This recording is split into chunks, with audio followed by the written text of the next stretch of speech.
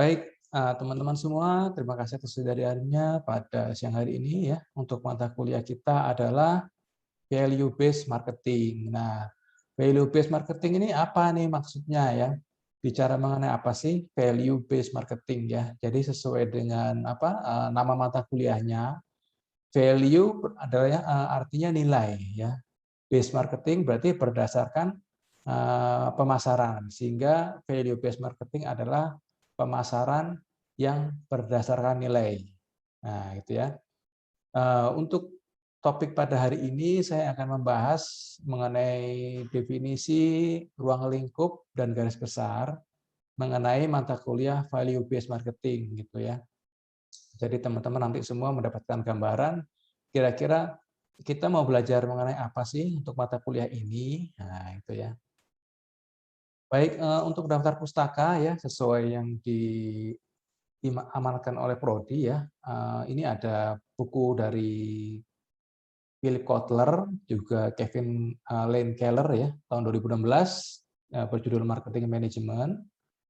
Kemudian ada buku dari Doyle ya, Value Based Marketing, ada buku dari Ujang Sumarwan, ada buku dari Cravens dan Nigel ya, ada buku dari Holly ya. Ini ada 5 buku, kalau teman-teman apa namanya bisa beli, bagus ya buku-bukunya, apalagi buku yang pertama ya, yang pasti bukunya Kotler dan Keller ya. Ini nanti teman-teman selain dipakai untuk mata kuliah ini, juga nanti pada saat teman-teman ngambil skripsi ya, itu merupakan buku wajib yang biasanya teman-teman di sini, apalagi konsentrasinya adalah manajemen pemasaran ya, itu biasanya menggunakan teori-teori yang disampaikan oleh Philip Kotler dan Kevin Keller ini, gitu ya.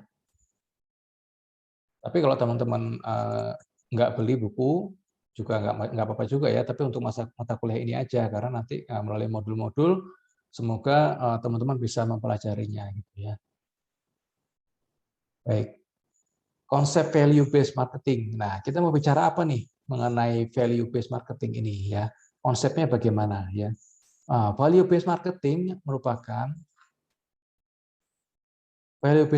merupakan konsep pemasaran yang berorientasi pada peningkatan nilai pada setiap produk yang ditunjukkan kepada konsumen. Ya, jadi secara sederhana pemasaran berdasarkan nilai itu melihat pada peluang-peluang baru yang dapat dikembangkan sehingga meningkatkan kepuasan konsumen. Nah, maksudnya gimana nih? Jadi maksudnya adalah di sini produsen ya, atau kita yang memiliki bisnis sendiri itu harus bagaimana caranya kita memenangkan persaingan saat ini yang ketat gitu ya. Apalagi sekarang ini bisnis menjamur di mana-mana ya, apalagi bisnis online ya. Betul ya teman-teman ya. Di saat pandemi ini di mana di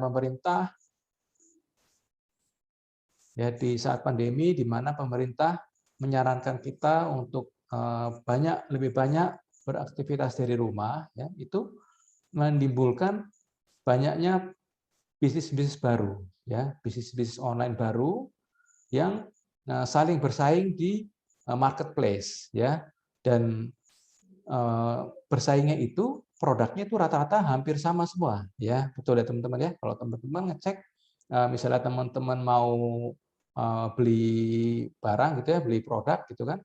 Jadi produk itu ada dua ya teman-teman, ada barang, ada jasa gitu ya. Nah, kalau teman-teman searching di Tokopedia nih, teman-teman misalnya mau beli alat musik misalnya gitu ya, gitar misalnya merek Fender gitu ya. Teman-teman bisa searching, itu yang jual gitar merek Fender itu banyak sekali teman-teman ya. Dan juga misalnya mau beli handphone Xiaomi Redmi Note 9 gitu, Redmi Note 10 sekarang ya yang baru. Nah, itu banyak sekali. Nah, bagaimana caranya agar kita bisa memenangkan persaingan di antara banyaknya produsen lain, pebisnis lain yang menjual produk yang sama? Nah, caranya adalah kita harus meningkatkan yang namanya nilai ya. Kita harus memiliki value yang lebih dibandingkan dengan produsen yang lain. Nah, itu ya. Itu adalah konsep dari value based marketing ini yang saat ini harus betul-betul oleh produsen itu diperhitungkan atau diperhatikan gitu ya, supaya mampu bersaing dengan produsen-produsen lain atau bersaing dengan toko-toko lain yang memiliki produk yang sama gitu ya. Nah, yang memiliki produk yang sama. Nah, contoh sederhananya misalnya saya misalnya punya eh, toko gitu ya, toko kelontong gitu ya. Saya punya toko kelontong. Nah, sebelah saya persis itu ada Alfamart misalnya begitu, ya kan? Ada Alfamart. Nah, yang saya jual ya misalnya saya jual beras, kopi, jual susu, Indomie, Aqua gitu ya. Itu semuanya juga dijual oleh Alfamart. Ya kan? Betul ya, teman-teman ya. Nah, toko kelontong itu rata-rata jualannya ada di Alfamart, biasanya ada juga. Nah, gitu ya. Nah, saya sebagai pebisnis nih misalnya, bagaimana nih saya bisa bersaing dengan Alfamart gitu kan? Sedangkan Alfamart kan punya nama gitu ya, dan biasanya konsumen kan kepengennya ke Alfamart gitu ya, dingin gitu, ada AC ya, terus terjamin katanya gitu kan. Nah, bagaimana caranya? Ya itu saya harus memiliki kelebihan dibanding dengan Alfamart.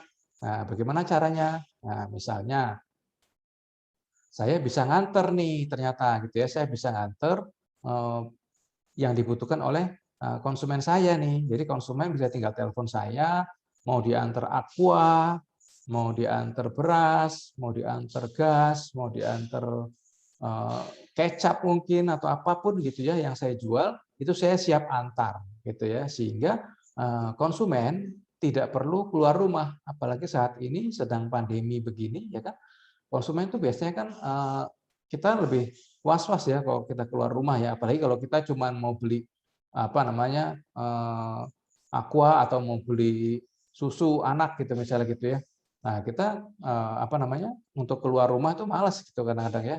Nanti pulang dari luar kita harus ganti baju ya kan, kita harus prokes ya, harus keramas gitu, harus pakai double masker segala macam kan repot. Nah, solusinya adalah saya bisa mengantarkan barang-barang yang dibutuhkan oleh konsumen itu ke rumah, ke depan pintu konsumen saya, gitu ya. Sehingga di situ konsumen dapat melihat bahwa saya memiliki nilai lebih, ya. Kalau di Alfamart mereka beli Aqua atau beli beras, beli kopi, beli kecap nggak bisa diantar. Nah, tapi kalau saya bisa nganter dan free of charge, teman-teman ya, free of charge. Ya, mungkin kalau Alfa bisa diantar tapi pakai Gojek atau pakai Grab yang tentu saja akan menimbulkan biaya ya kan kepada konsumennya gitu. Nah, kalau saya free of charge ya. Mereknya sama loh, kecapnya misalnya kecap Bango atau kecap ABC, kopi kapal api sama gitu ya, tapi saya bisa diantar sehingga konsumen melihat saya memiliki nilai lebih. Apalagi saya antar ke tempat konsumen juga di sana terjalin komunikasi dengan konsumen. Konsumen melihat saya, misalnya saya memberikan servis yang baik, pelayanan yang baik, memberikan pelayanan yang ramah gitu ya kepada konsumennya, sehingga konsumen akan memiliki rasa keterikatan sama kita, hubungan sama kita lebih panjang lagi gitu ya, sehingga yang tadinya namanya konsumen ini bukan hanya konsumen aja, tapi berubah menjadi pelanggan, ya kan? Berubah menjadi pelanggan toko saya gitu ya. Bukan tidak lagi mereka belanja di Alfamart. Nah, gitu ya. Nah, itulah konsep dasarnya ya value based marketing ini gitu ya. Nah, kemudian tadi kita bicara mengenai konsumen dan juga pelanggan. Nah, apa bedanya nih antara konsumen dengan pelanggan? Ada yang bisa jawab nggak teman-teman di sini? Bedanya konsumen dengan pelanggan.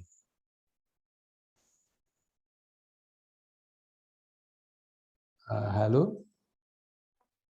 Halo Kak, Ya, Renal coba. Renal.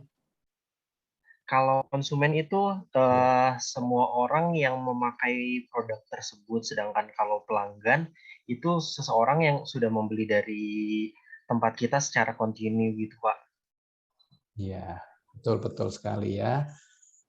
Jadi itulah ya teman-teman yang sudah disampaikan oleh Rena, betul sekali. Jadi kalau konsumen itu ya dia adalah ini ya, nah ini ya, individu yang secara teratur menggunakan produk tertentu. Jadi dia beli produk ya, cuman di sini masih secara umum gitu ya. Misalnya dia makanan siap saji, konsumen mie instan, konsumen kopi ya, misalnya kita dikasih kopi Jeko, oke mau, besoknya lagi kita beli kopi kenanga, oke kita mau juga, terus besoknya lagi dikasih kopi kapal api, kita juga mau gitu ya. Jadi kopi apapun kita mau gitu ya. Nah, tapi kalau kita adalah apa namanya, bukan konsumen tapi kita berubah menjadi pelanggan, itu kita tidak sembarangan kita mau minum kopi gitu ya. Dikasih kopi kenanga, kopi Jeko, kita nggak mau, kita maunya kopi Starbucks misalnya gitu ya, karena kita adalah pelanggan Starbucks ya. Jadi kalau kita diajak ngopi kongko-kongko gitu ya, nggak mau kita di kopi kenanga atau misalnya di Jeko ya, maunya di Starbucks karena dia sudah cocok dengan Starbucks, sudah cocok dengan pelayanan Starbucks, sudah cocok dengan ya segala sesuatu yang diberikan oleh produsen Starbucks itu ya. Demikian juga dengan konsumen mie instan misalnya ya. Misalnya dia tidak sembarangan nih makan mie instan, dia maunya mie instannya adalah Indomie ya.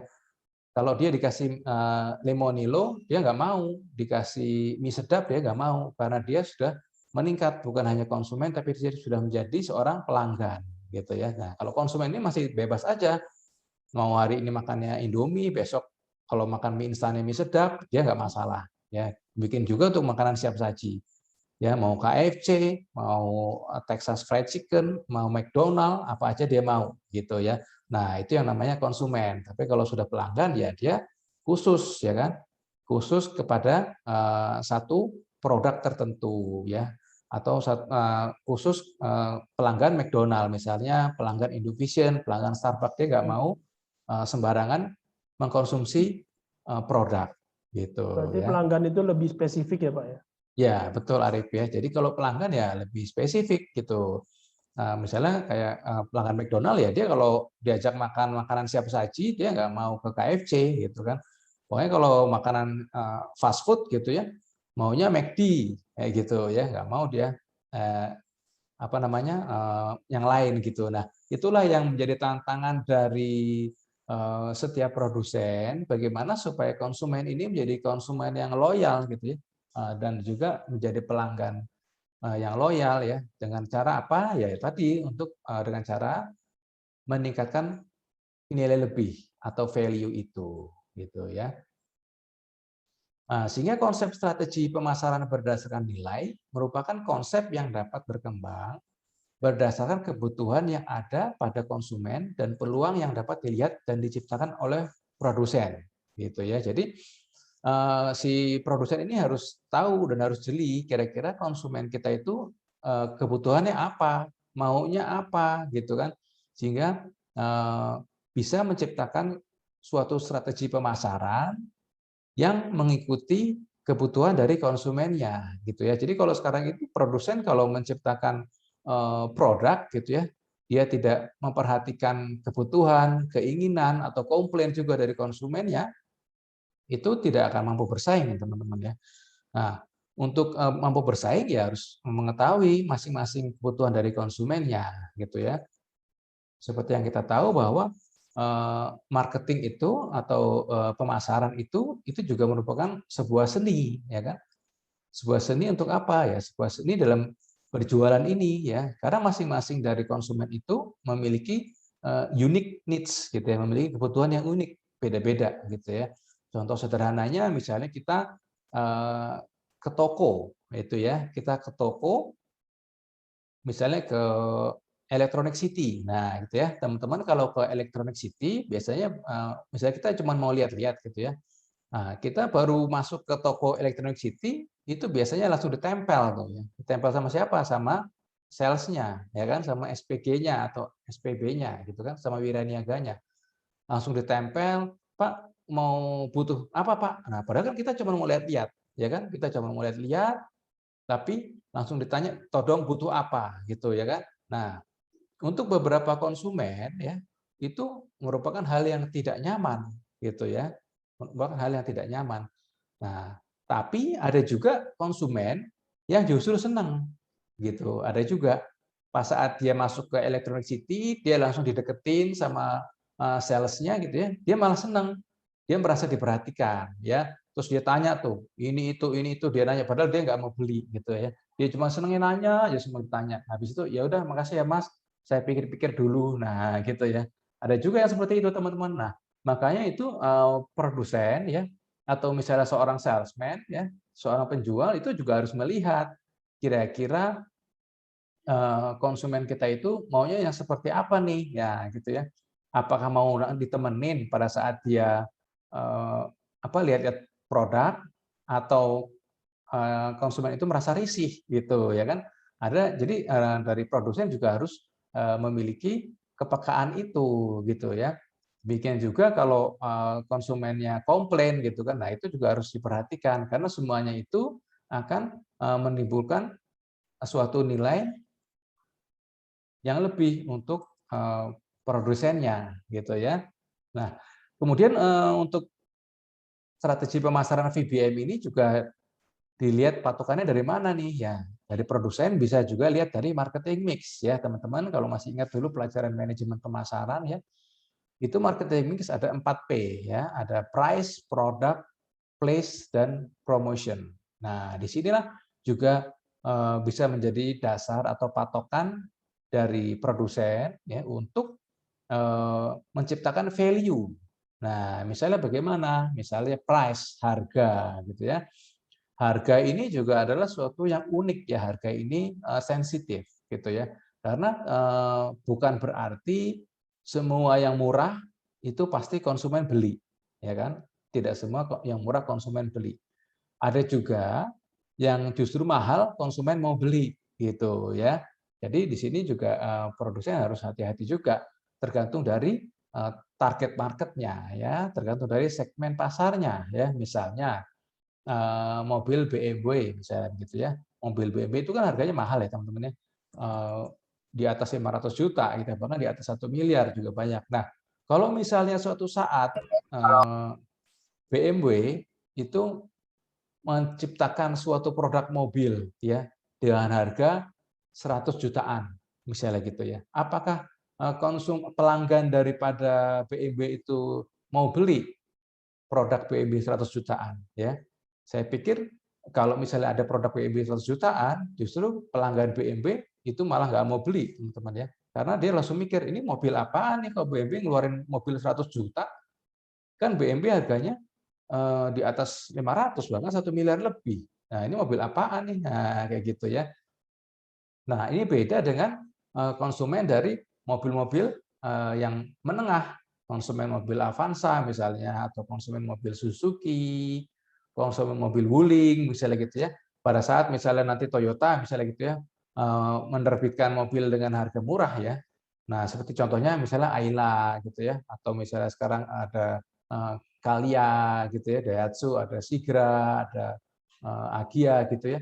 Nah, itu justru membuat konsumen Toyota yang sudah punya Toyota misalnya gitu ya, juga untuk ngambil mobil yang murah ini mereka tidak masalah dan tidak mempertanyakan kualitasnya gitu ya, karena mereka sudah yakin bahwa Toyota pasti bagus. Nah, karena dia sudah menjadi pelanggan Toyota gitu ya.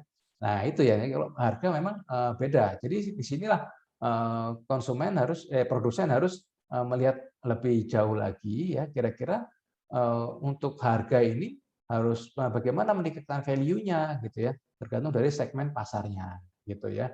Nah, juga bisa dilihat misalnya dari produk. Nah, produk juga value-nya juga pastinya lah ya, kalau produk itu kan, produk itu ada dua ya teman-teman ya, ada barang, ada jasa ya. Jasa itu produk bukan ya, produk juga ya. Jasa juga produk juga, karena jasa itu kan kita jualan juga, jualan jasa. Jadi misalnya jasa servis AC gitu kan, jasa potong rambut gitu ya. Terus misalnya jasa mengajar, kayak saya sekarang ini kan saya sedang jualan nih teman-teman ya. Saya sedang jualan apa nih? Ya jualan ilmu ini, ya kan, saya jualan ilmu saya jualan modul ini, ya kan, nanti modul ini nanti saya share di post, teman-teman bisa pelajari kayak gitu ya. Nah, bagaimana meningkatkan value dari produk gitu ya, bersaing dengan apa namanya pesaing yang lain ya dengan produk kita ya, misalnya di industri otomotif gitu kan, bagaimana Toyota supaya bisa bersaing dengan Daihatsu gitu ya, tapi yang segmen pasarnya harus sama ya teman-teman ya. Ya misalnya Daihatsu dengan Toyota, jadi bagaimana apa namanya Toyota Avanza dengan Xenia gitu kan, gimana bisa bersaing ya gitu ya. Kalau Toyota, setahu saya memang apa namanya dia itu harganya lebih mahal daripada Daihatsu. Misalnya Toyota Avanza kenapa lebih mahal daripada Xenia gitu ya. Bagaimana caranya supaya Avanza, ternyata Avanza memang lebih laku teman-teman ya. Kalau teman-teman lihat di Gaikindo ya, website Gaikindo itu harga Toyota Avanza lebih mahal tapi lebih laku daripada Xenia. Nah, kenapa bisa begitu? Tentu saja ada strategi yang diciptakan oleh Toyota supaya konsumen mau mengeluarkan uang lebih dengan membeli mobil Avanza dibanding Xenia ya gitu. Nah, misalnya ya kalau Avanza nih misalnya ada fitur-fitur yang tidak ada di Daihatsu Xenia kayak gitu misalnya gitu ya. Nah, itulah bagaimana caranya salah satu indikatornya kita meningkatkan value dari produk kita gitu ya. Misalnya juga Wuling gitu ya. Wuling gimana caranya bisa laku gitu kan. Wuling sekarang banyak ya laku. Terutama Wuling Almas ya. Teman-teman kalau lihat Almas itu harganya 300 jutaan teman-teman ya. Harganya 300 jutaan, berarti itu harganya sudah hampir sama dengan Toyota Innova, teman-teman ya. Innova.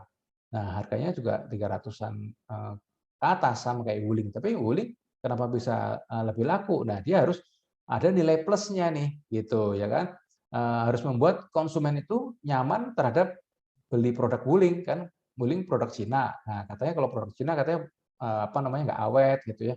Nah, antara lain yang dilakukan oleh Wuling adalah dia punya pabrik di Bekasi, gitu ya, masalahnya dia punya pabrik di Bekasi, sehingga di situ dia produksi, termasuk suku cadangnya, ya itu didatangkan dari Cina, ya, tapi punya pabrik di Bekasi, sehingga membuat konsumen itu merasa nyaman, nyamannya gimana? Tidak akan kekurangan spare part, gitu ya, karena spare partnya langsung diproduksi di apa namanya di Bekasi gitu kan, di Kerawang atau di mana gitu ya. Tuh. Nah, sehingga itu pertama membuat konsumen merasa oh kalau saya beli produk Wuling, kalau nanti saya ada rusak kendaraan saya, spare part-nya nggak susah kok gitu ya. Karena Wuling sudah buka apa namanya? Buka pabrik di Indonesia juga gitu misalnya ya. Nah, terus yang kedua, Wuling itu seharga 300 juta itu bisa apa? Atasnya itu bisa kebuka ya teman-teman ya.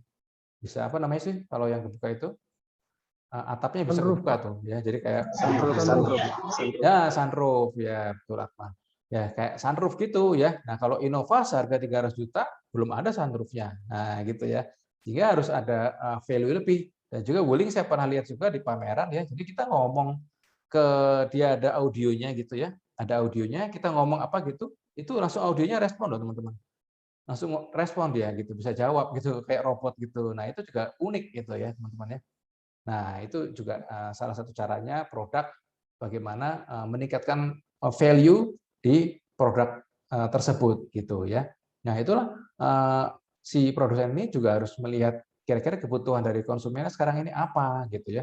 Segmen pasarnya juga harus sesuai ya untuk meningkatkan value dalam produk tersebut gitu ya.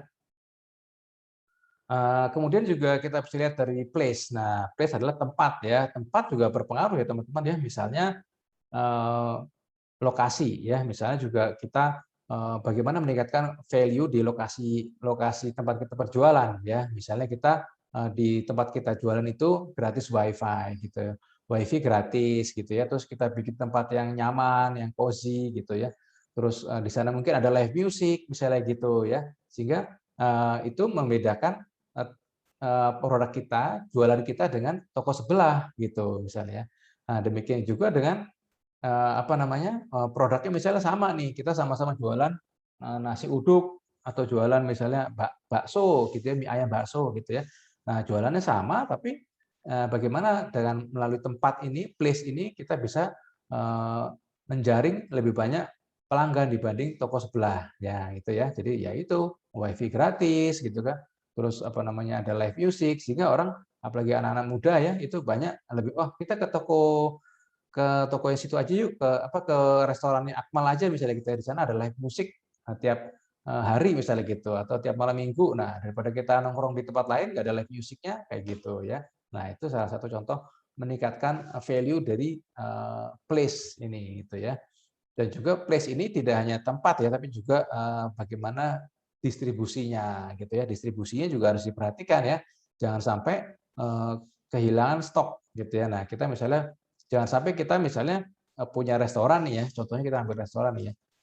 Restoran kita itu menunya banyak ya, A, B, C, D, E gitu kan. Tapi pada saat konsumen kita mau pesan makanan yang A dong, oh maaf habis. Loh, padahal masih jam 11 misalnya kita harus jam 12. Yang B habis juga. Nah, itu jangan sampai seperti itu ya. Nah, kalau yang seperti itu lama-lama konsumen lari teman-teman, buru-buru akan menjadi konsumen yang loyal atau menjadi pelanggan ya, tapi dia tidak akan makan di situ lagi karena ya dia cuman apa namanya? Brosurnya aja macam-macam bagus nih. Brosurnya banyak jenis makanannya, tapi ternyata habis semua kayak gitu ya. Saya pernah makan soto mie teman-teman ya. Itu dia baru buka dekat rumah saya, soto mie gitu ya. Itu soto mie-nya masa tidak ada. Soto mie itu biasanya kan dia identik dengan risol ya teman-teman ya. Kalau teman-teman suka makan soto mie, itu ada risol yang biasanya identik dengan kalau kita makan soto mie. Nah, itu risolnya nggak ada teman-teman. Jadi di situ sudah mengurangi nilai menurut saya gitu ya. Nilai restoran itu gitu kan. Meskipun di situ pelayanannya baik, tapi ternyata risolnya habis. Padahal itu makan siang ya teman-teman ya. Makan siang dan dia baru buka ya. Menurut saya sih mungkin dia belum goreng atau belum siap jualan atau apa gitu ya. Sehingga membuat saya ya nggak mau lagi makan di situ gitu ya. Nah, terus berikutnya adalah promotion ya. Promosi ya sudah pasti ya, bagaimana kita meningkatkan value di bidang promosi ya. Apalagi teman-teman di sini mahasiswa, biasanya paling jago tuh ya kalau bikin konten-konten promosi ya kan di YouTube, di apa namanya Instagram gitu kan. Nah, itulah. Sehingga marketing mix ini dapat dijadikan panduan untuk produsen bagaimana meningkatkan value. Nah, saat ini juga berkembangnya zaman nggak cuma 4P ya teman-teman ya, tapi juga ada people sekarang tambahannya gitu ya. People ya itu ya orangnya ya kan. Bagaimana orangnya ini ya kita sebagai orang gitu ya, misalnya kita sebagai salesman gitu ya, bagaimana kita meningkatkan nilai dari produk perusahaan kita gitu ya melalui kita gitu. Karena kadang-kadang bukan kadang-kadang sering kali ya, itu konsumen itu melihat kita itu tidak hanya melihat secara pribadi tapi secara perusahaan gitu ya. Misalnya kita sebagai sales mobil Toyota gitu ya. Nah, kita sebagai salesman mobil Toyota, pada saat kita ketemu calon konsumen kita merayu sedemikian rupa ya, kita bilang akan dapat diskon Pak, mumpung Bapak saat ini beli, kita lagi ada diskon, promosi diskon 10% misalnya gitu ya. Kemudian Bapak nanti akan mendapatkan bonus dari kami ya, anti karat gratis misalnya gitu, terus asuransi, terus misalnya nanti dapat kaca film gratis gitu ya, sehingga membuat konsumen itu melihat waduh ini sudah diskonnya besar gitu kan, terus dapat bonus lagi gitu ya, akhirnya konsumen tertarik untuk membeli produk sama kita gitu kan, tertarik beli produk sama kita. Nah, pada saat sudah beli mobil diantar ya kan, betul memang dapat diskon, betul dapat diskon ya, tapi bonusnya nggak dapat gitu. Nah, bonusnya bagaimana nih Mas? Kok nggak ada bonusnya nih? Oh ya nanti Pak ya, nanti saya nanti kita susulin bonusnya. Nanti Bapak tunggu aja, nanti ada orang yang antar kaca film, gitu, antar misalnya talang air, segala macam ke rumah Bapak. Kita tunggu-tunggu ternyata nggak datang-datang si salesman ini, ya. Nah, pada saat kita komplain ke mana ke Toyotanya gitu ya, Pak ini kan kemarin saya beli mobil, katanya mau dapat bonus ini, ternyata kok nggak ada. Nah, mana tuh sales yang kemarin gitu kan? Ternyata salesnya sudah tidak bisa dihubungi lagi teman-teman, ya, sehingga tidak bisa dihubungi. Nah, itu membuat si konsumen ini merasa dibohongin, ya, dan dia tidak merasa dibohongin oleh salesman-nya itu ya. Kadang-kadang dia merasa dibohongin oleh Toyotanya secara keseluruhan. Misalnya Auto 2000 misalnya gitu. Nah, dia tidak mau lagi beli di Auto 2000. Loh, kenapa kok nggak mau beli di Auto 2000? Karena kemarin saya beli di sana ditipu. Katanya dapat bonus, ternyata enggak. Nah, gitu ya. Padahal di situ yang salah itu bukan Auto 2000-nya, tapi salesman-nya. Nah, gitu ya. Sehingga individu juga, people juga termasuk yang harus diperhatikan oleh produsen untuk meningkatkan value perusahaannya. Nah, gitu ya. Nah, itulah patokan-patokan dari value yang dapat sebagai pedoman untuk produsen meningkatkan value gitu ya untuk produknya. Di sini ada yang mau bertanya, rekan-rekan mungkin? Cukup jelas ya untuk value di marketing mix ini ya. Jelas, Pak. Baik ya.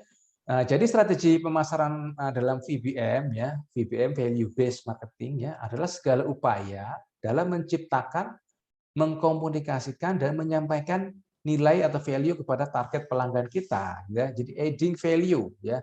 Bagaimana kita menciptakan value, bagaimana kita mengkomunikasikannya dan menyampaikan value-nya kepada target pelanggan gitu ya.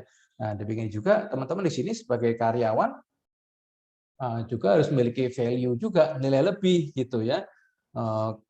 Karena kan kalau di kantor itu untuk jabatan kita misalnya staff, misalnya gitu ya, misalnya staff ya banyak itu karyawan di sana banyak. Nah, bagaimana kita supaya memiliki nilai lebih dibanding karyawan yang lain gitu ya. Bukan artinya kita cari muka gitu kepada bos, bukan ya, tapi bos juga bisa melihat kita memiliki kelebihan dibanding job desk yang ada pada kita gitu ya. Sehingga itu tentu saja nanti akan membuat kita lebih cepat meningkat karirnya ya, lebih gajinya mungkin di KPI ternyata over dari qualified gitu kan, KPI kita bagus gitu ya, sehingga gaji mungkin naik lebih besar dibanding teman-teman kita yang lain. Nah, gitu ya. Nah, jadi konsep VBM adalah bahwa dari setiap produk yang diproduksi oleh produsen, kepuasan konsumen harus selalu ditingkatkan ya, di mana tanpa melalui peningkatan biaya yang dikeluarkan oleh konsumen untuk mendapatkan produk tersebut. Nah, tadi misalnya ya, kayak tadi ya contohnya yang tadi saya jualan di toko kelontong ya kan, konsumen tidak perlu mengeluarkan biaya lebih, ya kan? Dia tidak perlu bayar ongkos kirimnya ya, dibanding dia kalau beli di Alfamart, ya dia harus kalau mau diantar kan harus pakai GoMart kalau nggak salah ya, ada GoMart gitu ya dari Gojek gitu GoMart. Nah, itu juga harus, itu kan ada biaya tambahan gitu ya. Tapi kalau melalui saya misalnya gitu ya di toko saya tidak perlu mengeluarkan biaya lebih. Nah, gitu ya. Sehingga itu dianggap konsumen adalah suatu kelebihan value yang saya punya ya, sehingga meningkatkan kepuasan daripada konsumen kita gitu ya. Nah, kemudian apa sih sebetulnya dari tadi kita bicara mengenai value gitu ya. Value merupakan menurut Philip Kotler faktor yang paling penting dan penentu kesuksesan jangka panjang dari suatu bisnis. Nah, ya, jadi saat ini teman-teman di tengah persaingan seperti ini ya, persaingan yang ketat dan berat ini ya, bagaimana kita dapat bersaing? Yang paling penting kalau menurut Philip Kotler adalah value, gitu ya. Jadi sekarang ini masyarakat tidak hanya beli barang karena dia butuh, gitu ya. Masa kita misalnya yang penting kita makan, yang penting kita kenyang, ya. Yang penting mau makan apa aja, mau makan di mana aja, yang penting kita kenyang. Ya, sekarang tidak begitu ya. Juga kita misalnya mau makan bakso di lapangan tembak gitu ya. Nah, itu kita tidak hanya mau sekedar makan bakso lapangan tembaknya aja. Betul kan teman-teman ya? Kita tidak hanya mau makan produknya aja, tapi kita juga beli semuanya ya, mix-nya itu ya, baurannya kita beli ya. Kita beli suasananya juga di tempat bakso itu ya kan. Kita menikmati misalnya wifi-nya, kita menikmati kursinya, mejanya, sambelnya, sausnya itu tersedia apa tidak begitu ya kan. Pelayanannya ya kan daripada waiternya ya. Jangan sampai kita makan di restoran, waiternya pada saat kita panggil gitu kan, sering nggak teman-teman ya? Nah, kadang-kadang saya sering juga gitu ya, saya makan di restoran gitu kan, saya kan misalnya butuh sendok atau apa gitu, jatuh gitu sendoknya ya, terus saya butuh mau saya panggil gitu kan, saya udah begini-begini gitu kan, tapi waiternya malah pura-pura tidak lihat. Nah, gitu ya, pura-pura tidak lihat gitu. Nah, itu juga hal-hal seperti itu malah itu menurunkan value dari restoran itu gitu ya. Nah, sehingga value ini saat ini adalah faktor penentu kesuksesan jangka panjang gitu ya. Jadi kalau misalnya sudah enak makanannya, baksonya udah enak ya kan, juga kita ke sana kursinya empuk gitu ya, parkirnya gampang gitu kan. Tapi waiternya tidak menghargai kita. Nah, gitu ya. Apalagi misalnya kita sebagai mahasiswa misalnya gitu ya, masih muda misalnya gitu ya, itu tidak dihargai sama mereka gitu kan. Nah, itu akan membuat kita tidak mau makan di sana lagi. Betul ya teman-teman ya. Waiternya jutek misalnya gitu ya. Nah, meskipun semuanya itu sudah dibangun oleh perusahaan ya, oleh si empunya restoran itu gitu ya. Cuman karena satu hal ini kecil gitu kan, si waiter ini akan membuat konsumen itu tidak mau makan di sana lagi. Nah, seperti itu ya. Itu untuk apa namanya contoh daripada value yang menurut Kotler adalah penentu dari kesuksesan jangka panjang dari suatu bisnis. Nah, dua perspektif yang biasa digunakan dalam mendefinisikan customer value itu ada dua, teman-teman ya. Ada dua perspektif. Pertama adalah dari sudut pandang perusahaan, ya, dari sudut pandang perusahaan. Kedua adalah dari sudut pandang pelanggan sendiri. Nah, sehingga yang pertama dari perspektif perusahaan adalah untuk perusahaan itu untuk mengetahui daya tarik pelanggan secara individu dan secara kelompok, ya, secara kelompok misalnya bisnis to bisnis gitu ya, B2B gitu ya. Misalnya pertama adalah si perusahaan ini harus tahu dulu ya kira-kira nih apa sih kebutuhan dari konsumennya ya. Apa sih kira-kira menurut konsumennya itu yang disuka dari produk kita itu apa sih gitu ya. Terus apa sih bagaimana sih keluhan-keluhan dari konsumennya ya. Jadi customer complaint itu kita sebagai produsen ya itu jangan merasa marah gitu ya atau kita merasa kecewa gitu ya. Justru itu akan membuat kita tahu apa yang dibutuhkan oleh konsumen kita gitu ya. Ya caranya ya kita sering bertanya kadang-kadang kalau kita ke restoran gitu misalnya ditanya bagaimana Bapak Ibu rasa makanannya gitu kan. Bagaimana pelayanan kami begitu ya. Karena mungkin juga perusahaan juga sering mengadakan survei-survei ya kan. Kalau teman-teman kadang-kadang suka beli produk atau apa atau misalnya makan di restoran kadang-kadang suka ada lembaran ini ya, lembaran penilaian dari kita gitu kan. Bagaimana menurut saudara misalnya gitu ya, makanan kita, bagaimana menunya, bagaimana pelayanannya, bagaimana tempatnya gitu ya. Nah, itu yang bisa konsumen isi. Misalnya memuaskan apa tidak, terus ada di bawahnya itu biasanya ada apa namanya? Saran-sarannya apa untuk meningkatkan mutu dari restoran kami misalnya gitu. Nah, itu adalah dari perspektif perusahaan. Jadi perusahaan juga harus tahu bagaimana apa namanya? Sebetulnya apa sih yang dibutuhkan oleh konsumennya gitu kan terhadap produk kita ya, apa sih keluhannya terhadap produk kita gitu ya. Nah, itu dari perspektif perusahaan. Kemudian juga ada dari perspektif pelanggan ya. Jadi customer value selain dari perspektif pandangan daripada perusahaan dari produsen ke konsumen juga adalah pandangan dari konsumen sendiri gitu ya. Jadi pandangan dari konsumen sendiri adalah untuk memahami nilai yang akan dihasilkan perusahaan dari tujuan dan hasrat pelanggan dalam mengkonsumsi barang atau jasa gitu ya. Jadi juga dua sisi nih ya untuk customer value. Pertama adalah pendapat dari perusahaan, kedua adalah harus tahu pendapat dari konsumennya. Jadi supaya di sini saling klop ya untuk menciptakan suatu produk ya atau pelayanan yang bagaimana sih yang diinginkan oleh konsumen kita ya sehingga meningkatkan value daripada toko kita, value daripada produk kita, value daripada bisnis kita gitu ya. Nah, value sendiri sebetulnya lebih banyak diukur dari sudut pandang pelanggan gitu ya. Karena kadang-kadang kalau kita cuma lihatnya dari sudut pandang perusahaan, kadang-kadang nggak fair gitu ya. Perusahaan merasa sudah bagus nih, perusahaan merasa sudah makanannya sudah enak kok, ya kan? Perusahaan merasa tempatnya sudah nyaman, tempatnya parkirnya gampang, ya kan? Apa namanya? Parkirnya gratis, misalnya gitu ya. Tapi dia tidak memperhatikan bagaimana sebetulnya pendapat dari pelanggannya, ya. Jadi customer value ini apa namanya?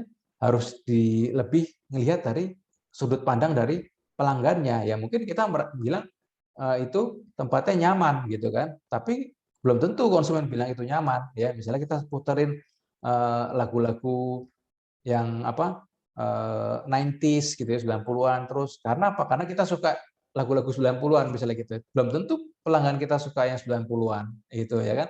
Kalau kita terus-terusan setiap ke sana lagu-lagu 90-an misalnya gitu ya, konsumen yang nggak suka ya lama-lama nggak mau makan di sana lagi misalnya gitu ya. Atau live music, kita sudah kasih nih live music yang bagus gitu kan. Tapi ternyata menurut pelanggan kita live music itu mengganggu. Nah, ada juga gitu ya. Jangan tiap hari dong live music bisa gitu ya. Setiap saya makan ke sana live music berisik ya nggak bisa makan saya gitu. Nah, itu juga harus bagaimana si produsen ini melihat pandangan pelanggan sehingga disesuaikan nih misalnya live music tiap hari Sabtu aja misalnya gitu dan hari Sabtu misalnya ada misalnya hari Sabtu ini 90-an gitu kan, Sabtu depan 60-an gitu ya, apa namanya genre musiknya. Hari ini misalnya pop, besok rock. Nah, itu jadi konsumen dapat menyesuaikan misalnya gitu ya. Oh kalau Sabtu ini berarti khusus nostalgia nih. Ya udah, kebetulan saya suka nostalgia, saya datang misalnya gitu ya. Oh, minggu depan ternyata untuk lagu-lagu yang lebih ke lagu-lagu rap gitu ya, disco-disco misalnya gitu.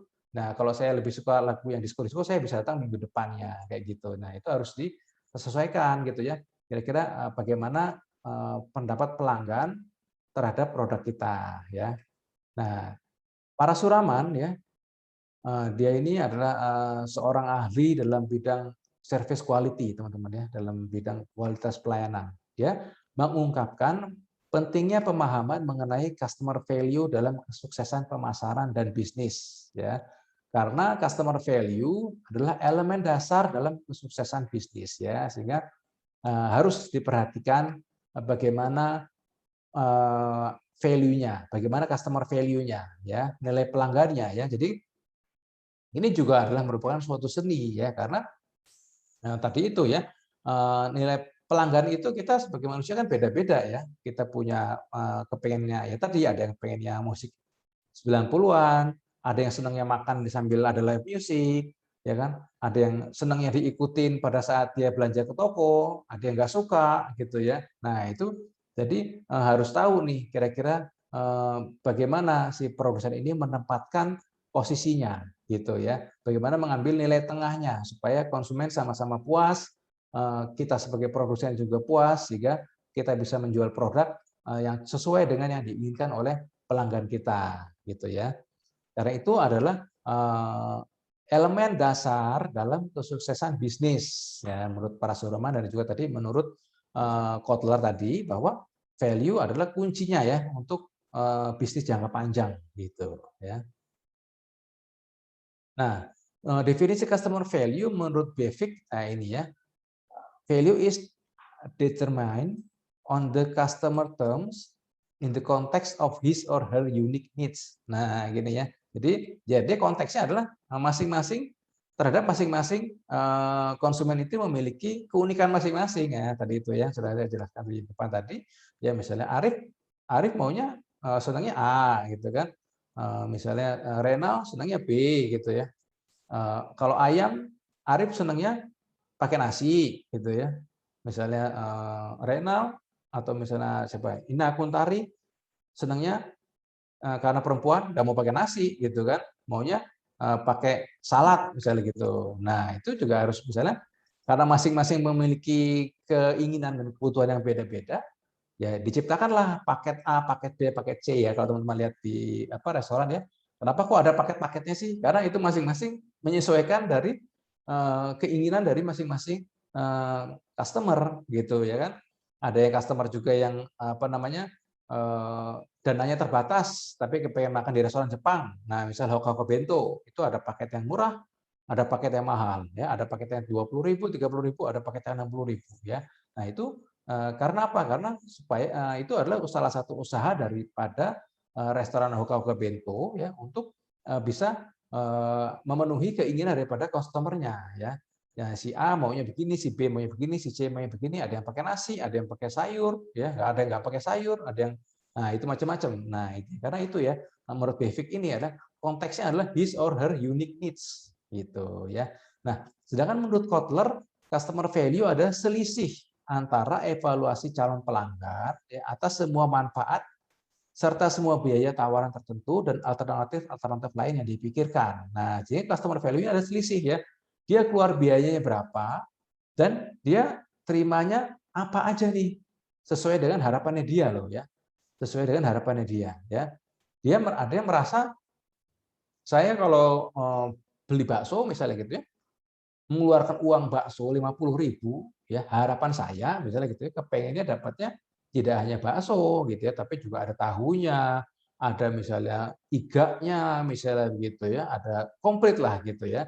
Tapi ada juga yang menurut orang lain cukuplah misalnya bakso sama mie-nya aja gitu ya. Jadi beda-beda ya. Saya pernah diajak makan ya teman-teman ya, Tony Romas ya. Pernah nggak teman-teman makan steak Tony Romas ya? Itu harganya Mahal, Pak. mahal kan? Nah, kalau nggak salah itu 500.000 Mahal, Pak. teman-teman. Iya, 500.000 Nggak sanggup, kalau Pak, nggak nggak salah. sanggup. Nggak sanggup, saya juga nggak sanggup. Saya waktu ditraktir. Saya ditraktir, apa namanya?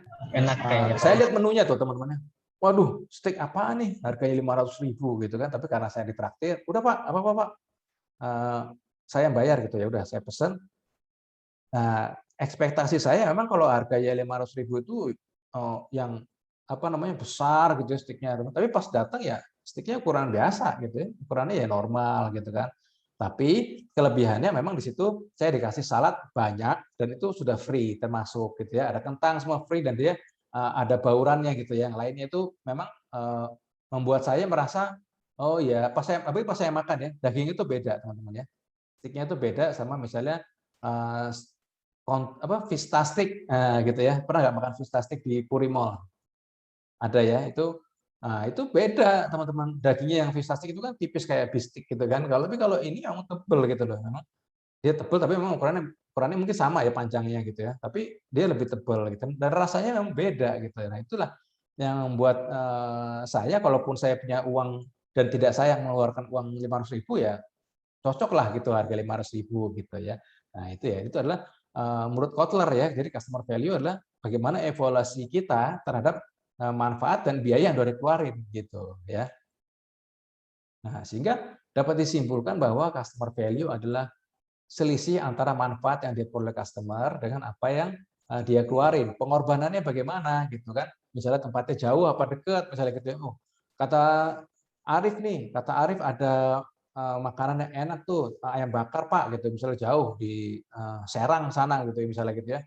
Di Serang tuh harganya murah misalnya gitu, tapi itu luar biasa enak Pak gitu. Nah, karena saya dengar apa namanya yang disampaikan oleh Arif gitu ya. Nah, saya bawalah keluarga saya ke sana, kata si Arif, ada di Serang enak ayam bakar gitu. Misalnya istri saya kepengen ayam bakar gitu, saya bawa istri anak saya ke sana.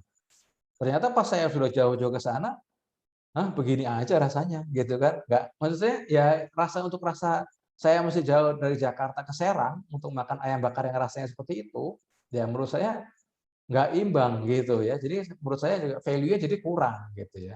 Nah, tapi ada juga yang lain, misalnya Renal gitu ya, dia apa namanya menurut Renal tuh enak ayam bakarnya gitu. Jadi oh ini enak kok, nggak apa-apa deh. Saya jauh-jauh dari Jakarta ke Serang untuk makan ayam bakar ini, saya mau datang lagi nah, kayak gitu ya.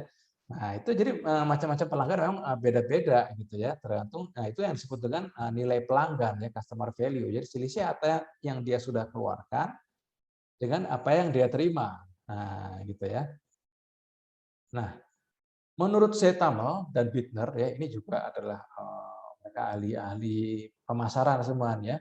Ada 4 cara bagi perusahaan untuk menetapkan harga, jasa, atau produk berdasarkan definisi value di mata pelanggan. Ya, jadi ada 4 untuk kita tahu apa namanya kira-kira value di mata pelanggan itu bagaimana. Nah, ya pertama adalah value is low price. Ya, jadi ada pelanggan ya misalnya Akmal ya. Akmal misalnya ya, jangan marah ya Akmal. Misalnya Akmal maunya kalau makan ayam gitu ya, yang penting murah ya. Mau KFC-an ya, yang di depan kampus kan ada Haji Juhri itu ya. Di Haji Juhri teman-teman masuk itu ada KFC-an gitu ya. Nah harganya ya kalau nggak salah ya 10.000 apa 7.000 gitu ya. Itu udah dapat ayam model KFC gitu ya, mirip KFC gitu, tepung gitu segala macam. Itu menurut Akmal nggak masalah gitu ya. Yang penting harganya murah ayamnya ya, atau misalnya kalau harganya yang penting harganya murah itu udah menurut saya itu udah memiliki nilai lebih. Nah kayak gitu ya. Tapi ada juga yang tidak seperti itu ya teman-teman ya. Tidak hanya harga murah gitu kan, tapi juga kepengen yang kualitas misalnya begitu ya. Nah, kemudian juga ada value is everything I want in a service. Nah, jadi ada juga yang konsumen kepengennya value itu adalah semua yang dia dapat dalam service tadi ya. Pelayanannya bagaimana sih gitu kan? Tidak hanya harga murah, tidak hanya harga enak, tapi juga pelayanannya yang penting ya kan. Elemen pelayanan pada saat bagaimana dia masuk ke toko itu, ke restoran itu, bagaimana penyambutannya gitu. Ada juga kan restoran apa ya, Jepang atau apa ya, kalau kita masuk gitu, terus dia pakai bahasa Jepang gitu, apa gitu, Korea atau apa gitu ya teman-teman ya. Nah itu kan salah satunya adalah membuat kita juga merasa, kita dihargai gitu kan. Nah kita dihargai oleh mereka semua pada saat kita selesai makan juga mengucapkan terima kasih juga rame-rame tuh seluruh waiternya gitu kan. Nah itu juga ada tuh ya teman-teman ya. Saya juga pernah tuh makan apa lupa saya tuh ya. Kayak gitu. Nah itu juga Sushi teh, Pak, sushi teh. Susite kali ya. Ya mungkin ya. Nah itu. Nah itu juga ada juga yang seperti itu ya tadi itu ya. Bagaimana pelayanannya ya. Terus ramah apa enggak nih orangnya gitu ya. Nanti kalau kita panggil waiternya misalnya ramah apa enggak, terus mereka menghargai apa enggak, terus bagaimana pelayanannya gitu ya. Misalnya kita tadi beli produk, salesnya bagaimana nih, ya kan? Ramah nggak sama kita? Jelasinnya gimana nih? Jelasinnya jelas apa enggak gitu ya. Terus dia kira-kira tahu nggak kebutuhan saya nih gitu, menghargai saya apa enggak? Nah itu ya pokoknya yang penting adalah pelayanannya dulu ya. Kadang-kadang kita nggak mau beli produk ya, tapi karena si mbak-mbaknya ini, ya, gitu ya, si mbak-mbaknya atau mas-masnya ini ramah banget gitu ya, jelasinnya ramah gitu. Akhirnya kita nggak mau beli jadi nggak enak. Ya. Pernah nggak teman-teman ngalamin gitu? Saya pernah ya. Jadi sebenarnya nggak mau beli, saya cuma mau lihat-lihat kok sebetulnya gitu. Cuma dia jelasinnya, aduh, jelasinnya detail ya, jelasinnya ramah gitu. Kalau memang harganya nggak bukan mahal ya, bukan mahal gitu ya, bukan terjangkau gitu ya. Akhirnya ya saya beli gitu kan, karena saya beli, dia senang banget kan beli terus ditulis apa di situ ada namanya dia juga itu di fontnya itu segala macam ya. Yang penting apa namanya saya sudah saya sudah menyenangkan dia lah gitu ya. Saya merasa dia servisnya bagus gitu. Jadi saya beli gitu ada juga gitu ya. Nah kemudian ketiga adalah value is the quality I get for the price I pay. Nah tadi ya jadi ada value adalah kualitas yang penting ya. Mau harganya mahal seperti apapun ya, asal kualitasnya bagus nggak masalah. Nah, ada juga ya customer seperti itu ya. Ya tadi ya konsumen-konsumen menengah ke atas biasanya seperti itu ya. Jadi tadi konsumen Tony Romas ya kan, konsumen mobil BMW ya, Lexus gitu ya. Ya kan kenapa mesti beli mobil Lexus yang harganya miliaran ya kan? Orang yang 50 juta juga ada kan mobil-mobil second 50 jutaan ada. Mobil baru 100 jutaan ada. Kenapa dia mesti beli mobil Lexus ya? Karena dia mengutamakan kualitas ya. Kualitasnya dianggapnya lebih bagus ya, tapi padahal sebetulnya belum tentu juga sih teman-teman ya kan. Belum tentu juga karena apa namanya itu tergantung dari bagaimana konsumen ini cara konsumen memandang gitu ya. Nah, kemudian yang keempat juga value is all that I get from all that I give ya. Jadi nggak hanya kualitas, nggak hanya service, nggak hanya harga gitu, ya. Tapi semuanya ya teman-teman ya. Semua yang sudah dia keluarkan itu harus sesuai dengan apa yang dia terima gitu ya. Dia keluar uang tadi itu ya makan bakso tadi ya 50.000 ya 50.000 ya nggak hanya dia keluar 50.000, cuma dia punya standar rasa ya. Dia harus juga punya standar pelayanan ya. Bagaimana dia harus dilayani kalau dia mau makan di sana dan bayar 50.000 satu mangkok bakso itu harus dilayani dengan baik nih sama restorannya. Restorannya juga harus parkirnya gampang nih. Restorannya juga harus suasananya harus enak nih saya nggak harus nunggu lama nih pada saat saya mau makan, jangan sampai saya ngantri nih kayak gitu ya. Suasananya harus enak segala macam. Nah itu adalah semuanya ya, everything yang kita inginkan harus kita dapat. Nah gitu, ini adalah makanya ini adalah patokan-patokan daripada produsen untuk meningkatkan value itu ya, harus tahu karena tadi berdasarkan basic tadi masing-masing konsumen itu memiliki keunikan masing-masing ya yang harus kita produsen itu harus sadari. Nah gitu ya teman-teman ya. Kalau teman-teman termasuk yang mana nih? Yang A, B, C? Kalau saya yang A, Pak. Yang penting murah. Yang penting murah, ya, ya. Betul. Kalau yang lain? Ada nggak? Sama sih. Karena murah belum tentu murahan, Pak. Ya, betul. Murah belum tentu murahan ya, benar juga gitu ya. Kadang murah ya justru lebih enak dari mahal ya. Memang sekarang ini orang suka bilang harga tidak bohong ya. Menurut saya harga sekarang ini dengan kemajuan zaman seperti ini ya, belum tentu harga tinggi itu kualitas sama dengan harga yang lebih murah gitu ya. Belum tentu ya gitu ya. Ya misalnya juga kita belanja di toko online ya. Kadang-kadang kalau beli di toko online itu istri saya suka jangan cari yang murah-murah dong gitu kan. Coba cari yang harganya yang lebih mahal. Kalau yang murah-murah tuh nanti inilah itulah gitu. Padahal belum tentu teman-teman ya. Jangan-jangan yang mahal ini mahal karena dia reseller. Ya kan? Betul ya teman-teman. Kadang-kadang dia lebih mahal karena dia reseller gitu. Dia produknya sama gitu ya. Produknya sama, cuman yang satu memang langsung dia pemilik produknya gitu kan. Yang kedua ya dia reseller gitu. Dia beli lagi dari si A ini yang harganya murah gitu ya. Beda-beda. Jadi kita sebagai konsumen juga memang harus. Tapi ada juga yang harga murah tapi palsu, teman-teman ya. Jadi kita harus hati-hati sebagai konsumen ya, kita harus cerdik-cerdik lah ya. Seperti sekarang ini karena majunya bisnis teknologi online ya, e-commerce ya, saat ini itu banyak sekali penipuan ya. Jadi teman-teman kita harus tahu mana yang asli, mana yang palsu. Kalau bisa beli produk asli ya. Hidup kita sudah penuh kepalsuan teman-teman ya.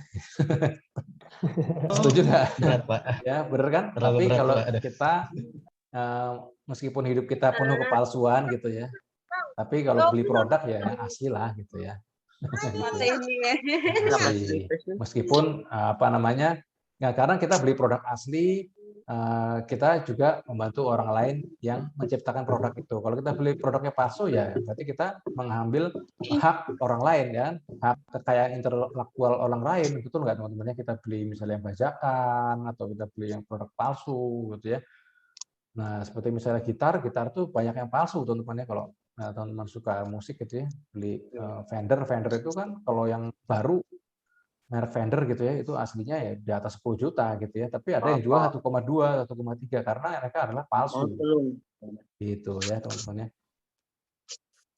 Baik sampai sini. Ada yang mau ditanyakan? Mas Miftah di-mute dulu. Ada yang mau ditanya? Next. Mas Miftah suaranya itu nggak di-mute. Oh iya, Miftah ya.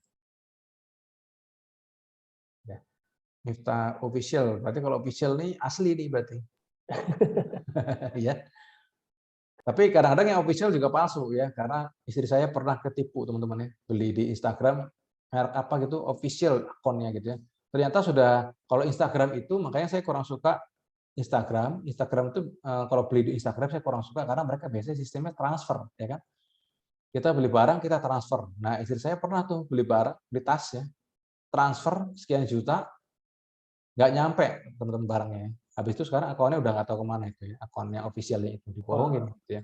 Makanya saya lebih suka kalau belanja online itu lewat Tokopedia, Bukalapak gitu ya, karena di situ sudah lebih aman lah gitu ya. Tapi kalau palsu atau enggaknya ya kita yang harus cerdik. Yang penting barangnya nyampe gitu ya. Kalau kita transfer itu biasanya kita ragu-ragu juga nih ya, kita dibohongin apa enggak gitu ya. Kayak istri saya ini kalau nggak salah berapa juta dia transfer ya kemarin beberapa bulan yang lalu ya lewat akun official katanya ya, sampai sekarang ternyata nggak datang barangnya dan itu akun officialnya udah lenyap dari Instagram gitu ya. Itu mau kemana itu ya kan, mau bagaimana lagi ya kan. gitu.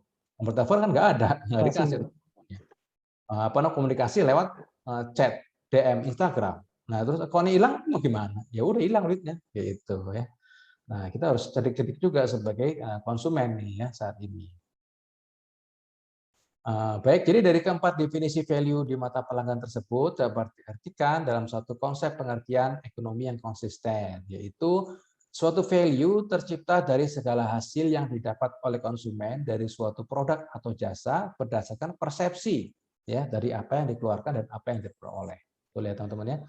Jadi value ini masing-masing konsumen itu beda-beda ya, unik ya. Makanya tadi unik tadi karena masing-masing memiliki persepsi yang berbeda-beda. Nah, itulah tantangan dari produsen bagaimana menciptakan produk, barang atau jasa, bagaimana mengkomunikasikan value yang mereka miliki kepada konsumennya gitu ya, yang harus diperhatikan oleh produsen.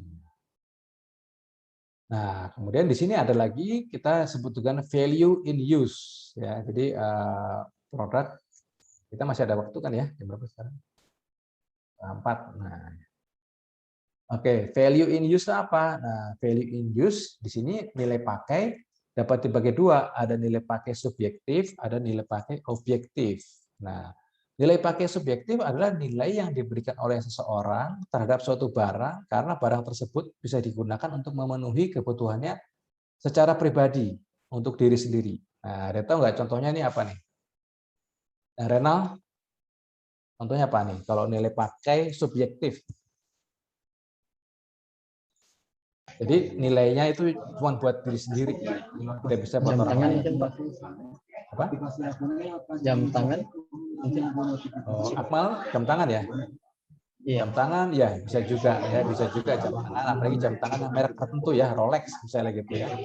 Rolex misalnya yang suka ya Akmal sendiri, misalnya gitu dia ngeluarin uang sekian puluh juta ya untuk beli Rolex, itu nggak masalah karena menurut Akmal Rolex memiliki nilai pakai ya atau memiliki value yang lebih.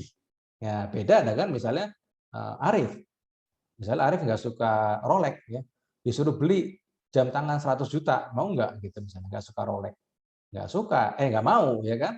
Tapi misalnya Akmal sebagai kolektornya Rolex gitu ya, pecinta Rolex ya pasti mau beli ya kan. Misalnya itulah yang dibutuhkan nilai pakai subjektif. Jadi untuk diri sendiri. Nah, misalnya juga contoh lain kacamata gitu. Kacamata saya ya, kacamata Arif ya. Ini kita memiliki kacamata dengan beda-beda ukurannya ya. Saya kebetulan ini progresif, ada plus, ada minus. Sama ya, Arif juga ya. Nah, ada juga. Nah, kalau saya kasih ini kacamata ini. Enggak, saya cuma minus aja, Pak. Oh, cuma minus saja. Ini kacamata menurut saya berharga sekali ini ya. Saya kalau nggak pakai kacamata ini ya, dilepas gini, itu nggak kelihatan nih. Nggak kelihatan ke laptopnya gitu ya. Ini berharga sekali. Tapi bagi Arif atau bagi Renal, kalau saya kasih kacamata ini, dibuang mungkin gitu ya. Karena kalau pakai kacamata ukuran saya, justru malah nggak bisa lihat balikannya gitu ya. Kayak gitu ya. Betul. Apalagi saya plus minus nih kacamata udah ya gitu kan. Jadi kan kalau nggak pakai ini, lihat jauh nggak bisa, lihat dekat nggak bisa gitu kan. Karena itulah. Jadi masing-masing punya pendapat sendiri, value tersendiri terhadap suatu barang itu sendiri gitu ya. Misalnya juga kolektor mobil-mobil tua gitu ya. Mobil-mobil tua. Ada yang jual mobil tua tahun 80-an seharga mobil baru ya. Ada yang jual misalnya Toyota Corolla tahun 81. Nah, itu saya pernah lihat harganya dijual kalau nggak salah 150 juta ya, seharga mobil baru sekarang, Toyota baru ya, daripada dia beli, kalau saya gitu ya, karena saya bukan kolektor mobil tua gitu ya, nggak suka mobil tua misalnya, itu daripada saya beli Corolla 150 juta, saya mendingan beli mobil ini deh sekarang itu Kalia ya, Kalia juga 150 juta harganya gitu ya kan. Tapi kalau misalnya saya suka mobil tua, ngapain saya beli mobil karena kalau mobil baru nggak ada CD-nya gitu ya. Saya mendingan mobil tua nih, Toyota Corolla tahun 81, ada CD-nya kayak gitu. Nah, jadi masing-masing memiliki pendapat beda-beda. Nah, itu dengan nilai pakai subjektif. Maka itu barang-barang yang kolektor ya, khusus kolektor gitu biasanya harganya mahal-mahal ya, teman-teman ya. Kalau teman-teman ini perhatikan ya, harga-harga yang khusus kolektor ya. Biasanya kalau teman-teman lihat di medsos, di marketplace itu kolektor only gitu ya, gitu ya. Jadi misalnya harganya itu biasanya lebih tinggi ya. Misalnya gitar misalnya gitarnya mirip gitar The Beatles misalnya gitu ya. Mirip gitar The Beatles misalnya itu harganya lebih tinggi tuh ya, karena The Beatles adalah salah satu tokoh musik yang memiliki nama gitu ya kan. Misalnya satu gitar harganya misalnya 80 juta. Nah, kalau kita nggak suka The Beatles, ngapain kita beli gitar harga 80 juta dengan kita beli gitar yang harga 5 juta gitu ya kan? Kan fungsinya sama, betul nggak? Fungsinya sama. Nah, tapi karena itu ada nilai apa namanya? Nilai emosional ya gitu ya kalau mobil lama gitu. Apa kolektor gitu. Nah, itu makanya lebih tinggi nilainya gitu ya. Itu adalah nilai pakai subjektif. Nah, untuk diri sendiri aja gitu. Nah, sedangkan kalau nilai pakai objektif ya memenuhi kebutuhan manusia pada umumnya gitu ya, beras gitu ya, misalnya gitu semua orang kalau dikasih beras ya orang Indonesia loh ya, dia pasti berguna ya kan, tidak mungkin dikasih beras nggak berguna, telur gitu ya berguna karena terus misalnya payung pada saat hujan gitu kan, ya itu berguna gitu ya. Ada nggak yang hujan deras gitu kita mau pulang dikasih payung nggak mau, enggak, gue mendingan hujan-hujanan gitu, enggak ya gitu ya. Nah, itu makanya itu disebut nilai pakai objektif ya, karena semuanya memandang bahwa barang tersebut sama-sama memiliki value kayak gitu ya. Oke, baik. Jadi kesimpulannya bahwa persepsi pelanggan dalam menyikapi suatu produk berbeda-beda ya, dan evaluasi terhadap produk yang dilakukan tidak hanya pada saat memutuskan akan membeli, tapi juga selama penggunaan dan setelah menggunakan produk. Ya, jadi juga tidak pada saat kita memutuskan untuk beli, tapi juga selama kita menggunakan itu bagaimana produknya dan setelah menggunakan bagaimana produknya. Apa kita mau beli lagi apa enggak nih, gitu ya kan?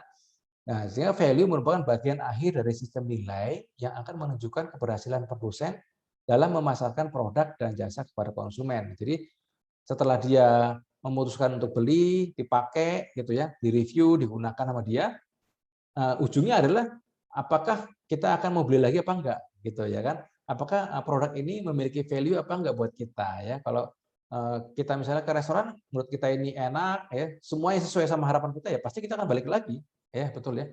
Misalnya kita maunya sama-sama McDonald nih ya, tapi ada McDonald di Puri, ada McDonald di Joglo ya. Nah, saya maunya misalnya McDonald yang di Joglo aja deh. Nggak mau saya mau yang Puri. Kenapa? Kalau Puri susah, saya mesti misalnya ke mall mesti parkir lagi di basement segala macam. Tapi kalau di Joglo saya langsung parkir langsung makan gitu ya. Jadi beda-beda ya. Masing-masing orang beda-beda. Ada juga yang maunya kalau makan yang ada mallnya gitu biar sekalian jalan-jalan. Nah, gitu. Jadi itu apa namanya? Balik lagi kepada masing-masing konsumen yang harus disadari oleh produsennya. Nah, gitu ya. Ya, itulah teman-teman sedikit yang saya sampaikan mengenai garis besar apa sih yang akan kita pelajari selama 1 semester ini ya. Dasarnya itu ya. Bagaimana meningkatkan value ya dari bagaimana memenangkan persaingan ya di era sekarang ini ya di mana produknya banyak ya, produsen banyak ya. Bagaimana caranya kita meningkatkan kita bisa bersaing yaitu dengan meningkatkan value ya, mengetahui bagaimana value yang dilihat oleh konsumen pada khususnya gitu ya. Jadi kita harus tahu konsumen kita seperti apa pendapatnya terhadap produk kita supaya kita bisa menyesuaikan sebagai produsen untuk membuat atau menciptakan produk yang sesuai dengan harapan daripada konsumennya untuk memenangkan persaingan. Ya teman-teman ya. Dari sini sudah cukup jelas ya teman-teman ya. Atau ada yang mau Cukup jelas, Pak. cukup jelas ya? Apa yang nggak tahu nih? Wah tadi ngomongin Sudah, apa sih Pak. gitu? Jelas ya? Oh jelas Pak, tenang Pak. Iya. Baik. Soalnya ada juga waktu bukan mata kuliah ini sih, mata kuliah yang lain tuh. Pak saya nggak nangkep Pak tadi apa sih ya? Ngomongin apa gitu? Ada juga yang begitu. Enggak bukan gitu dia ngomong gini. Pak saya kayaknya nggak bakat ya Pak. Apa namanya ngikutin kuliah ini? Saya nggak ngerti kata gitu. Saya nggak minat nih gitu. Ada juga yang begitu, tapi itu bukan kuliah Zoom ya, itu kuliah tatap muka itu tahun berapa tuh. Ada yang pernah begitu ke saya juga bingung tuh kalau begitu ya. Bagaimana jawabnya gitu ya. Kalau dia merasa nggak minat, udah ngambil Mungkin, ya masa nggak minat mungkin gitu. salah. Makanya Salah mungkin salah. peminatan tuh, Pak. Salah ngambil mata kuliah, tapi kan wajib gitu harus diambil ya. Gitu. Oh, kewirausahaan. Kewirausahaan mata kuliah teman-teman ya. Dia nggak punya jiwa wirausaha dia bilang. Oh, gitu ya. Saya nggak punya jiwa wirausaha, Pak. Saya mau jadi karyawan aja, Pak. Kayaknya saya nggak minat di wirausaha. Saya juga bingung. Mau jawabnya gimana gitu. Gitu ya. Nah, itu waktu tahun sebelum Covid lah itu ya, karena masih tatap muka. Oke, baik teman-teman, kalau begitu kita langsung lanjut aja. Tadi sudah mengenai garis besar perkuliahan kita. Sekarang adalah panduan perkuliahannya ya teman-teman ya. Ya ini juga umum sih ya, yang saya rasa juga di semua mata kuliah dan dosen udah jelasin juga ya. Bahwa semester ini ya masih tatap muka secara online, masih pos ya. Teman-teman di sini ada yang pernah mengalami tatap muka nggak? Ini angkatan berapa ya? 2000 Secara langsung saya belum. Belum Pak, Online. ya, saya Belum, udah ya. Pak 3 semester 4 kalau nggak salah. 4 semester kita tatap muka. Oh iya iya. 3 semester ya Renal. Kita 4 kayaknya Bang. 4. oh 4 ya. Ya, 4 semester. 4 ya, iya. 4 semester kita tatap muka ya. Oh iya iya iya iya. Ya, baik. Memang kalau yang di sini mahasiswa ada yang pernah mengalami tatap muka, tapi ada juga kemarin saya ngajar mahasiswa angkatan 2020 itu sejak masuk nggak pernah ketemu teman-temannya ya. Dia bilang saya sejak masuk Pak nggak pernah injak kampus katanya. Iya Pak. Nggak tahu Betul, Pak Mercubuana itu dalamnya kayak apa Belum sih? pernah saya Pak. Ada begitu gitu ya. Nah ya memang Angkatan sampai COVID saat ya Pak. ini iya karena mereka masuknya pas COVID ya. COVID itu kan sebenarnya kita di Maret 2020 itu masih tatap muka ya, awal Maret 2020, tapi kita pas kalau nggak salah April baru online gitu ya. Nah dia masuknya kalau nggak salah itu September 2020, jadi sudah tidak mengalami tatap muka gitu ya. Jadi memang karena ini adalah mata kuliah tatap muka ya, jadi sistemnya kita pakai sistem POS gitu ya. Jadi memang ada dua, satu ada POS, satu ada e-learning. Kalau e-learning memang dari awal dia adalah mata kuliah yang online gitu kan. Tapi kalau POS ya ini tatap muka. Jadi kalau misalnya nanti tahu-tahu kampus dibuka gitu ya, ya kita tiap minggu akan secara ketemu tatap muka gitu ya. Nah ini mumpung kita masih online ya pergunakan baik-baik teman-teman waktunya. Kadang-kadang saya juga bingung sama mahasiswa, banyak juga bukan banyak sih, ada beberapa yang absennya bolong-bolong ya, padahal online gitu ya. Nah karena apa namanya mumpung kita ini online ya nilai positifnya ya kita bisa kerjakanlah ya, Zoom ikut gitu kan. Ada juga yang Zoom nggak ikut gitu kan. Nah, nanti pada saat itu dia nanya gitu ya. Terus apa namanya? Ada juga yang dia masih mending Zoom nggak ikut gitu ya, tapi nggak ngerjakan forum, jadi absennya kurang ya. Padahal kalau menurut saya ini karena kita online ya kan sebentar ya teman-teman sambil bekerja, jam istirahat bisa gitu kan, isi forum, menanggapi kuis gitu ya.